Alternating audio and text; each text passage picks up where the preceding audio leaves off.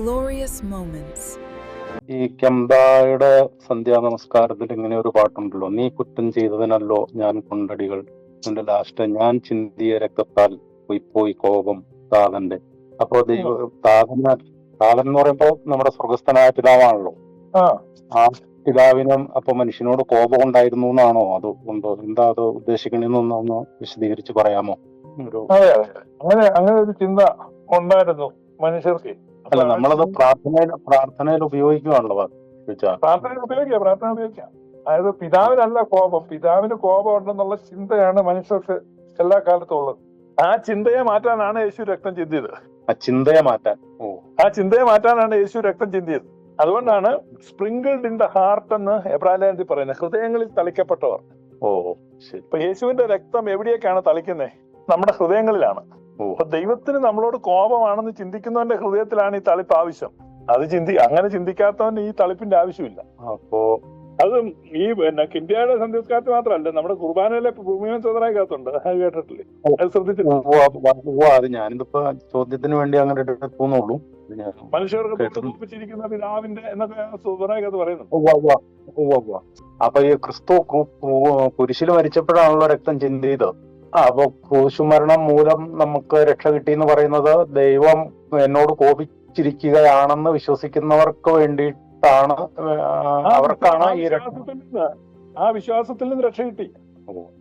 അതുകൊണ്ടല്ലേ നമ്മള് ഇങ്ങനെ പാടുന്ന ആത്മാക്കളെ രക്ഷിച്ചൊരു നിൻ സ്ലീബായി നമിച്ചെങ്ങൾ ചോരനോടൊപ്പം ചൊല്ലുന്നു. പറഞ്ഞാൽ നമ്മളോട് ഇത്രയും സ്നേഹമാണ് ദൈവത്തിനെന്ന് മനസ്സിലായി. അതാണ് റോമാലയത്തിൽ പറഞ്ഞ ദൈവത്തിന്റെ സ്നേഹത്തെ അവൻ പ്രദർശിപ്പിക്കുന്നു. മനസ്സിലായി? ആ ക്രൂശില്ലാതെ ദൈവസ്നേഹത്തെ മനസ്സിലാക്കുന്നവർ അധികം ഭാഗ്യവാന്മാർ, കാണാതെ വിശ്വസിക്കുന്നവർ അധികം മോർ ബ്ലസ്ഡ്.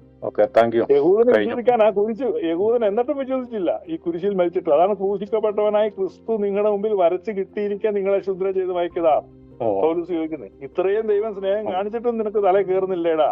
ഇപ്പൊ ക്ലിയർ ആയോ? എന്റെ ചോദ്യം കഴിഞ്ഞു, എനിക്ക് ക്ലിയർ ആയി. ഇതൊക്കെ സാധാരണക്കാരെ കാണിച്ച് അവര് പതറിപ്പോവും. ഇതൊക്കെയാണ് കണ്ടില്ലേ ഇങ്ങനെ പാടുന്നത്. നമ്മളെ ഈ പാസ്റ്ററിന്റെ ഒരു വീഡിയോക്കകത്ത് നാളെ പറഞ്ഞ കേട്ടോ, ഒരു ചെരുപ്പിട്ടോണ്ട് പള്ളി കയറുന്നതിന് കുഴപ്പമില്ല, മറ്റേ ചെരുപ്പിടാതെ കയറുന്നത് യഹോവയുടെ ഇതാന്നൊക്കെ പറഞ്ഞിട്ടായിരുന്നു. അപ്പൊ അതിനെക്കുറിച്ച് പള്ളി കയറാം, ചെരുപ്പിട്ടോണ്ട് പള്ളി കയറാം. യഹോവ ഒരു വീഡിയോക്കകത്ത് ഇങ്ങനെ വിശദീകരിച്ചായിരുന്നു, യഹോവയെ കുറിച്ച് പറയുന്ന ഒരു വീഡിയോ സംബന്ധിച്ച്. വിശദീകരിച്ച് എങ്കിലും ശ്രദ്ധിച്ച് കേൾക്കണ്ടേ? അതായത് അതിവിശുദ്ധ സ്ഥലത്തേക്ക് ദൈവസന്നിധിയിൽ ചെല്ലുമ്പോൾ ന്യായപ്രമാണത്തിൽ പറഞ്ഞിരുന്നത് ചെരുപ്പ് ഊരി വെക്കുക. ക്രിസ്ത്യാനിക്കാര് കുർബാന ചൊല്ലുന്ന പുരോഹിതൻ ചെരുപ്പിട്ടാണ് മധുബായി നിൽക്കുന്നത്. നിങ്ങൾ ഒരു യഹോവ ഭക്തനും നിങ്ങളുടെ പുരോഹിതൻ യഹോവയുടെ പുരോഹിതനുമാണെന്ന് നിങ്ങൾക്ക് ബോധ്യമുണ്ടെങ്കിൽ അങ്ങനെ ബോധ്യമുള്ള യാക്കോബായക്കാര് പുരോഹിതന്റെ ചെരുപ്പ് ഊരി വെക്കാൻ പറയണം. അതാണ് എന്റെ പോയിന്റ്. മനസ്സിലായോ ജോമോനെ? മനസ്സിലായി. അതാണ് ഈ ചെരുപ്പിട്ടോണ്ട്, ഒരു പ്രത്യേകതരം ചെരുപ്പിട്ടോണ്ട് കയറുന്നത് അൽത്താരയിൽ അർപ്പിക്കും. അതെ, അത് തന്നെ. അത് പറഞ്ഞാൽ ഞാൻ ആ കൈൻഡ് പുരോഹിതനല്ല പറയാതെ പറയുന്ന. മനസ്സിലായോ? മനസ്സിലായി. മുദ്ര ശ്രദ്ധിക്കണ്ടേ അമ്പാനെ? മുദ്ര ശ്രദ്ധിക്കണ്ടേ? അതിപ്പോ ജോമോനെ പറഞ്ഞിട്ട് കാര്യമില്ല. അങ്ങനെ ചെരുപ്പിട്ട് കുർബാനയല്ലേ അമ്പാൻ എപ്പോഴും യഹോഭക്തനായിട്ടിരിക്കുക. പിന്നെ എങ്ങനെയാ? യഹോഭക്തനാണ് അമ്പാൻ ചെരുപ്പ് കുർബാന ചെല്ലണ്ടേ അമ്പാനെ? സീറോ മലബാർ സഭയിലൊക്കെ ഒത്തിരി പുരോഹിതന്മാർ യഹോഭക്തന്മാർ, അമ്മാരൊക്കെ ചെരുപ്പില്ലാതെ കുർബാന ചൊല്ലുന്നത്. ആ മാതൃക നിങ്ങളും കാണിക്കും. ചെരുപ്പില്ലാതെ പള്ളിയിൽ കയറുന്നത്. അതുകൊണ്ടാണ് ചോദിച്ചത്. ഈ അടുത്ത കാലത്ത് ഇപ്പം സീറോ മലബാറുകാർ ചെരുപ്പിടാൻ തുടങ്ങിയിട്ടുണ്ട്.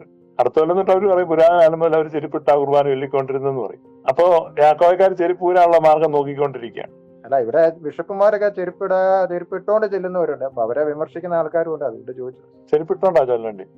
പക്ഷെ നമ്മളെ സത്യത്തിലും ആത്മാവിലും ദൈവത്തെ ആരാധിക്കണം എന്ന് പറയുന്നു. ആ ആരാധന എങ്ങനെയാണ് നമ്മള് പ്രാവർത്തികമാക്കുന്നത്?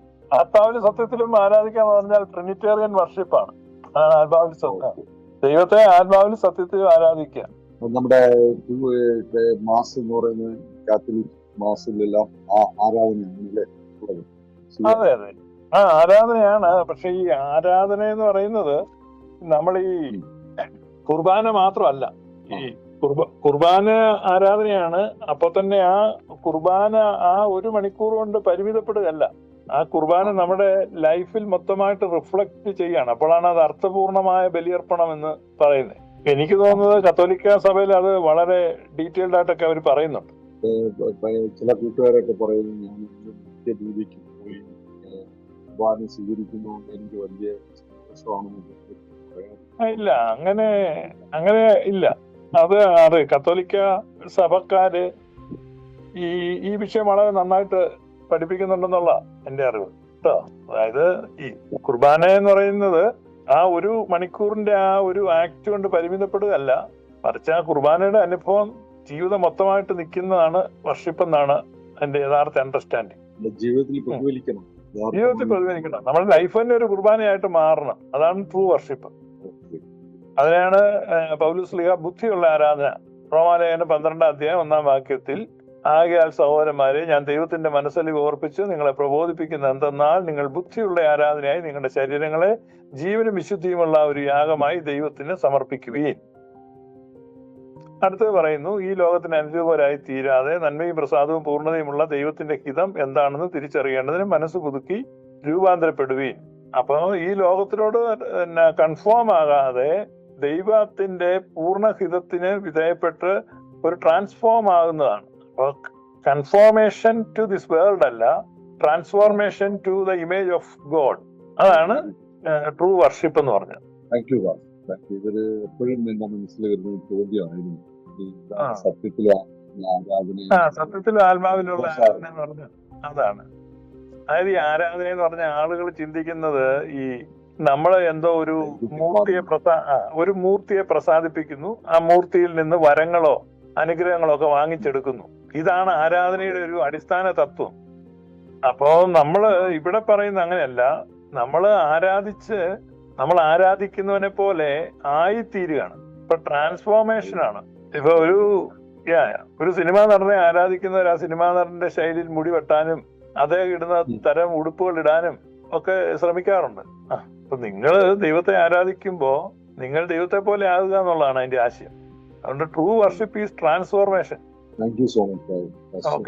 ഇതിന്റെ ഒരു ഉപചോദ്യം പറഞ്ഞു, നിങ്ങളുടെ കുരിശുമെടുത്ത് എന്റെ പിന്നെ അനുഗമിക്കുവിൻ എന്ന് പറഞ്ഞ് നമ്മുടെ ജീവിതത്തിന്റെ കർത്തവ്യങ്ങളും മറ്റ് കാര്യങ്ങളുമാണോ ഉദ്ദേശിക്കുന്നത്? നമ്മുടെ ജീവിതത്തിലെ കുരിശുമെടുത്ത് എന്റെ പിന്നാലെ എന്ന് പറയുന്നത് കുരിശ് എടുത്ത് അനുഗമിക്കുക.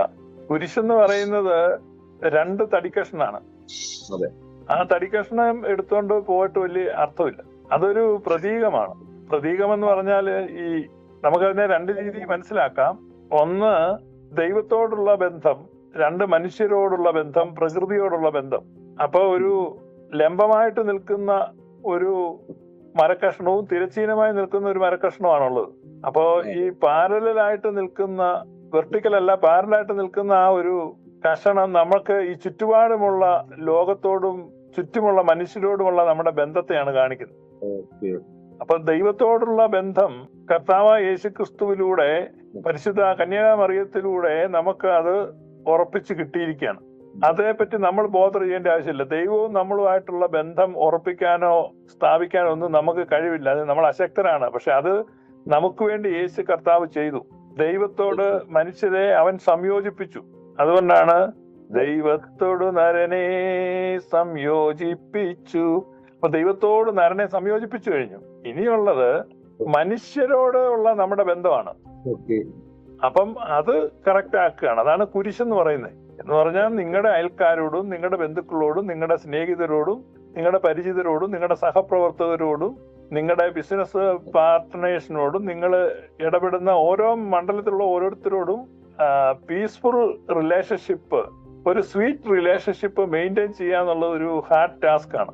അതിനെയാണ് കുരിശ് എന്ന് പറയുന്നത്. അതാണ് കുരിശ് എടുത്തുകൊണ്ട് അനുഗമിക്കാൻ പറയുന്നത്. അല്ലാതെ ആളുകളോടെല്ലാം വഴക്കം പിടിച്ച് എല്ലാരെയും ശപിച്ച് നീ നരകത്തിൽ പോകുന്നും പറഞ്ഞ്, നീ സാത്താന്റെ സന്തതിയാണെന്നും പറഞ്ഞ്, നീ മുടിഞ്ഞു പോകുന്നൊക്കെ പറഞ്ഞിട്ട് പിന്നെ ഒരു വെള്ളി കൊണ്ടോ തടി കൊണ്ടോ ഉള്ള കുരിശ് നെഞ്ചത്തിടുന്നതിൽ ഒരർത്ഥമില്ല. യഥാർത്ഥ കുരിശ് എന്ന് പറഞ്ഞാൽ യഥാർത്ഥ കുരിശ് എന്ന് പറഞ്ഞാൽ റിലേഷൻഷിപ്പാണ് കേട്ടോ. ഓക്കെ. നമ്മുടെ വിശുദ്ധ കുർബാനയില് നമ്മുടെ പുരോഹിതൻ ദർഗയുടെ മുകളിൽ നിന്നിട്ട് ഇടയ്ക്ക് ഇങ്ങനെ ആശീർവാദം നൽകുന്നുണ്ട്. ആ സമയത്ത് ദർഗയിൽ നിൽക്കുന്ന പുരോഹിതൻ ഒരു കാല് താഴോട്ട് ഇറക്കി വെച്ചിട്ടാണ് ഇങ്ങനെ അല്ലെ, അങ്ങനെയല്ലേ അങ്ങനെ ആശീർവാദം നൽകുന്നത്? അത് എന്തിനെങ്കിലും എന്താണ് അങ്ങനെ ഒരു കാലത്ത് താഴോട്ട് വെച്ചിട്ട് വരുന്നതിന്റെ റെപ്രസെന്റേഷൻ എന്ത് റെപ്രസെന്റ് ചെയ്യുന്നതാണ് അത് എന്ന് പറഞ്ഞുതരോ? അത് ഈ സ്വർഗത്തെയും ഭൂമിയെയും കൂടെ കണക്ട് ചെയ്യുന്നു എന്നുള്ള ദർഗ സ്വർഗമായിട്ടാണ് കണക്കാക്കുന്നത്. ഇപ്പൊ അവിടുന്ന് കണക്ട് ചെയ്ത് നിൽക്കുന്നു. Okay thank you okay. ഇനി ആരാണ് ചോദ്യങ്ങൾ ചോദിക്കുന്നത്? ഈ മരണ വീടുകളിൽ വായിക്കുന്ന മിക്കവാറും ബൈബിള് വായിക്കുമ്പോൾ നമ്മൾ ഈ സങ്കീർത്തനങ്ങളാണല്ലോ എടുത്ത് വായിക്കാറ്. അപ്പോ സങ്കീർത്തനങ്ങളിലാണല്ലോ ഏറ്റവും കൂടുതൽ യഹോവ വാക്ക് കയറി വരുന്നതും. അപ്പൊ അത് എന്താണ് അങ്ങനെ പണ്ട് മുതൽ? മരണ വീട്ടിൽ എന്തിനാ ഈ ബൈബിൾ വായിക്കുന്നത്? നമ്മൾ അതൊരു കഷ്ടം പോലെ ഇപ്പം തുടർന്ന് വരുന്നതാണല്ലോ. എന്ത് ആവശ്യത്തിന്? എന്ത് കഷ്ടമാണ് ഞാൻ ചോദിക്കാണ്. എന്ത് കഷ്ടമാണിത്? അല്ല, എനിക്കത് എന്ത് കഷ്ടമാണിത്? പിന്നെ എന്താണ് അവിടെ ചെയ്യാ? ഈ ബൈബിള് വായിച്ച് ഈ ബൈബിള് പുരാതന കാലം മുതൽ മരിച്ചടത്ത് ബൈബിൾ വായിക്കുമായിരുന്നോ? ബൈബിൾ തർജ്ജിമ ഉണ്ടായിട്ട് തന്നെ കുറച്ച് നാളെയാണല്ലോ. അപ്പൊ അതിന് മുമ്പ് തന്നെ വായിച്ചോണ്ടിരുന്നത്. എന്റെ ഓർമ്മയിലൊക്കെ അത് ഇങ്ങനെ ഒരു ഇതുമായിട്ട് തുടർന്ന് പോരുന്നു. അതുകൊണ്ടാണ് ഞാൻ വേറെ പണിയൊന്നുമില്ല കേട്ടല്ലേ ബൈബിള് അപ്പാടെ കേൾപ്പിക്കാറില്ല. എന്റെ സഹോദരൻ അതെല്ലാം കോപ്പിയുടെ ഹിന്ദുക്കൾ ഈ രാമായണം വായിക്കുന്ന പോലെ ഇത് ക്രിസ്ത്യാനി ബൈബിൾ ഇരുന്ന് വായിച്ചുകൊണ്ടിരിക്കും. എന്താ ആവശ്യം? അത്രേ ഉള്ളൂ. അതിലൊന്നും ഒരു കഥയില്ല. ഒരു കഥയില്ല. പരേതർക്ക് വേണ്ടിയുള്ള ഇതുണ്ട്, ക്രമങ്ങളുണ്ട്. സുറിയാനി സഭയ്ക്ക് മരിച്ചു കഴിയുമ്പോൾ ആ ക്രമങ്ങൾ ചൊല്ലി അടക്കും. പിന്നെ ശവം വെച്ചോണ്ട് ഇരിക്കുന്നത് ഇപ്പോഴത്തെ കാലത്ത് ആരും അങ്ങനെ വെക്കുന്നില്ല. പണ്ടത്തെ കാലത്താണ് തലേദിവസം വെക്കുന്നത്. അപ്പൊ ആളുകൾക്ക് അവിടെ ഒരു ലൂസ് സ്റ്റോക്ക് ഒക്കെ ആയി ചുമ്മാ എനിക്ക് ഒരു ആത്മീയ അന്തരീക്ഷം ഉണ്ടാക്കാൻ വേണ്ടി വല്ല കീർത്തനങ്ങളൊക്കെ പാടിക്കൊണ്ടിരിക്കും. അതും കുഴപ്പമില്ല. ഇനിയിപ്പോ ഈ ബൈബിൾ വായിക്കുന്നത് എന്തിനാന്ന് എനിക്ക് പിടികിട്ടുന്നത്. ബൈബിൾ വായിച്ചു കഴിഞ്ഞാൽ പിന്നെ പ്രസംഗിക്കണം. അല്ല ചുമ്മാ ബൈബിൾ വായിക്കുന്നതിൽ അർത്ഥമില്ല. അങ്ങനെ ഒരു രീതി നമുക്കില്ലല്ലോ. വായന ഇതിങ്ങനെ കണ്ടിന്യൂ ചെയ്ത് ഒരാൾ വായിച്ചിട്ടുണ്ടെന്നേ കാര്യം. ചുമ്മാ വായിക്കുന്നതിൽ തന്നെ കാര്യമെന്ന് ചോദിച്ചു കഴിഞ്ഞാൽ ഒന്നും പറയാനില്ല. ഉത്തരവായിട്ടോ എനിക്കൊന്നും പറയാനില്ല. പക്ഷെ അങ്ങനെ വായിച്ച് അത് എനിക്ക് ഓർമ്മ വയ്ക്കുമ്പോൾ മുതൽ അങ്ങനെ ഞാൻ കണ്ടിട്ടുണ്ട്. അതാണ് ഞാൻ ചോദിച്ചിരിക്കാൻ കാരണം.